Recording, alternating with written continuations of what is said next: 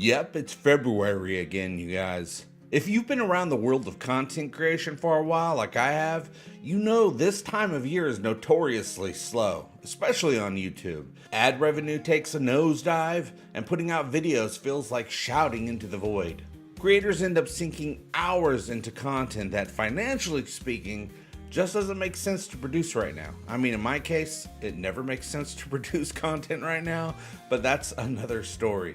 And it's okay, because this channel has you, and you're the reason I keep creating, even during these slow months. Your support makes all the difference, and I genuinely appreciate it. It means the world to me.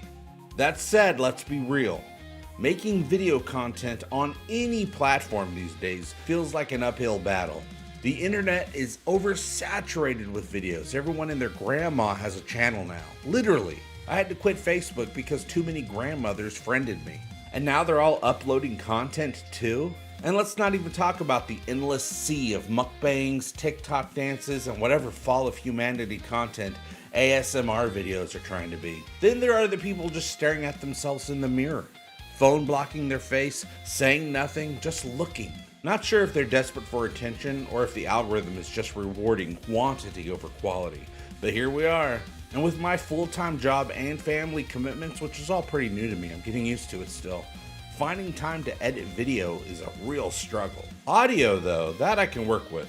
Talking. Oh, I love talking, you guys know that, especially when it's about something I'm really passionate about. So let's try something new, a short form podcast, something quick, fun, and focused. Maybe that'll shake up February a bit. Stupid February. So let's go ahead and get this new podcast party started with, hey gang, welcome back to Egotastic FunTime. You know it's important because it's on the internet. This episode is brought to you by today's sponsor, Poop-Do-Shiznal. I take Poop-Do-Shiznal when my insides stink. So today I want to get into the streaming wars, a battle where no one wins.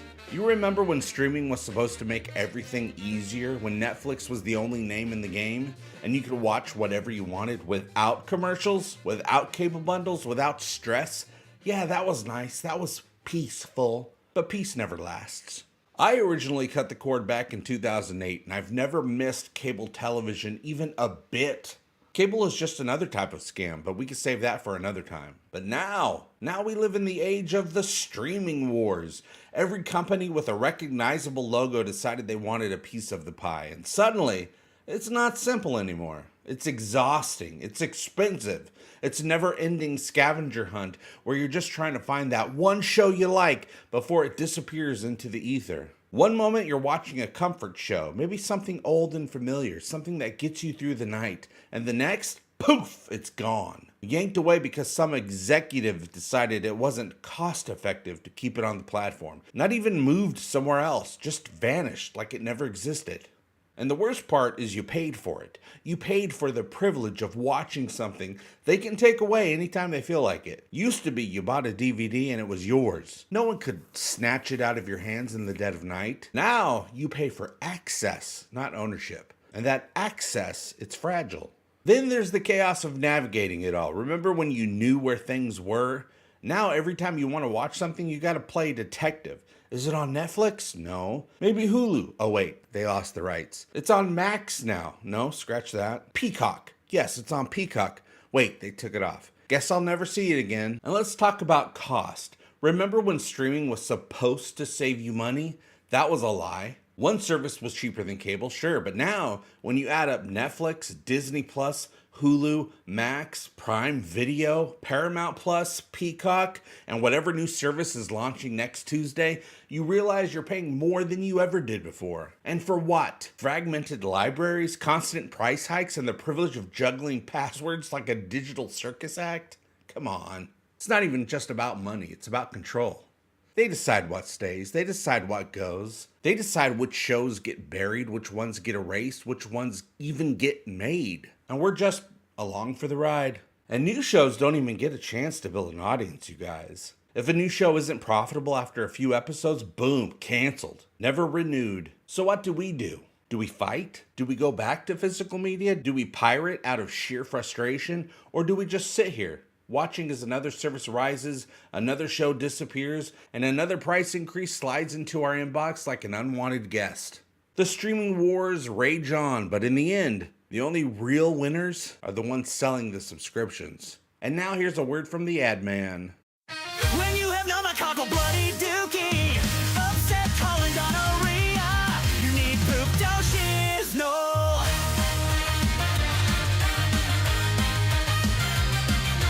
Ask your doctor if poop can fix your nasty hole right up. Poop it'll make your shiznle right. You need poop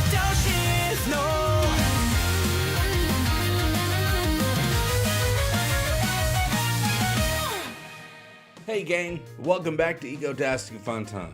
I don't watch as much television as I used to now that I'm on a mission to follow my passion and keep creating content. I love doing it. It's the only thing that fuels me.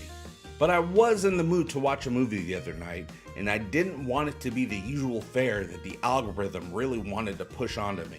So I did a deep search to find something fun and different and new to me, and I found it on Jeff Bezos' Amazon Prime.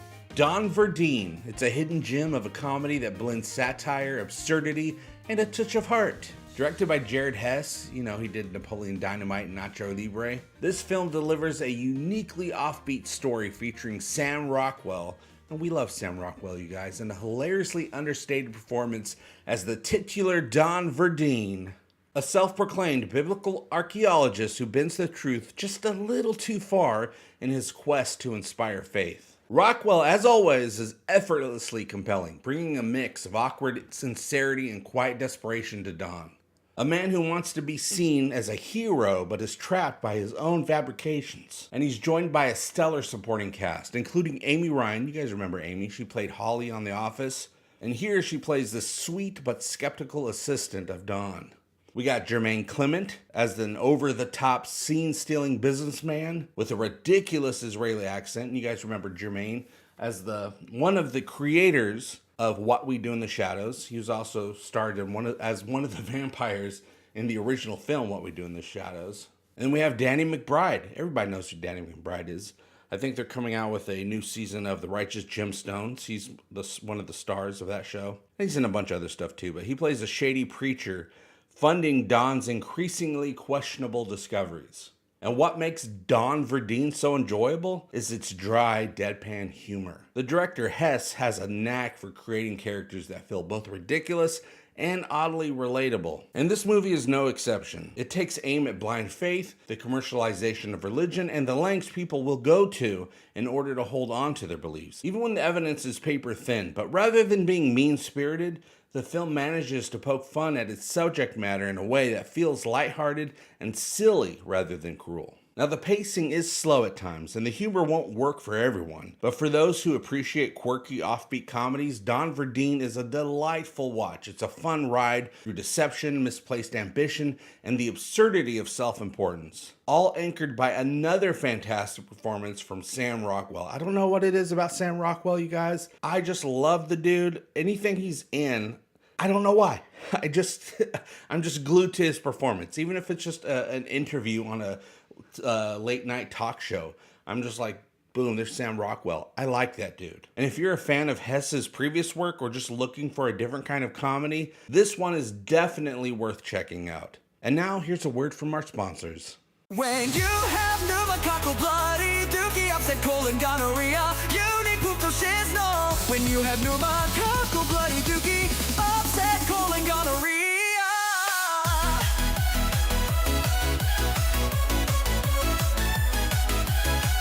Ask your doctor if poop no can fix your nasty hole right up. Poop it'll make your shiznle right.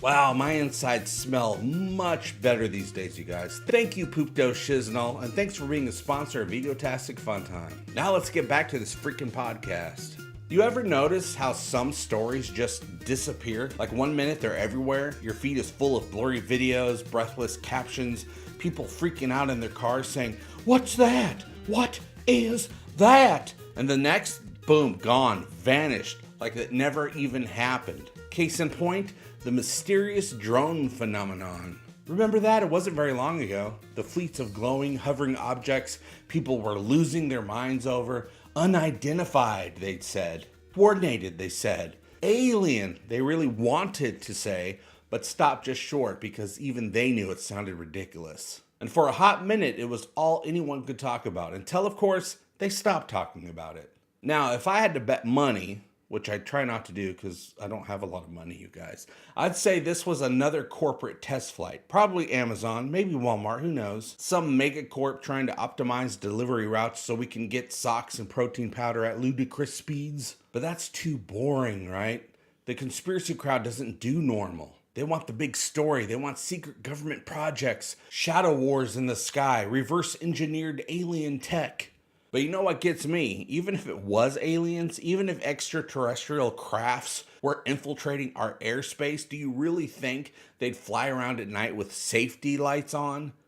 All right, Zorg, initiate stealth mode, but make sure those red and green blinkers are flashing so we comply with FAA regulations. Come on, you guys. And yet, all that noise, all those experts with their diagrams, their grainy footage, and their dramatic "we are not alone" voiceovers, they've moved on. The conspiracy machine has latched onto something else. The drones are yesterday's mystery, now left to rot in the internet graveyard of forgotten theories.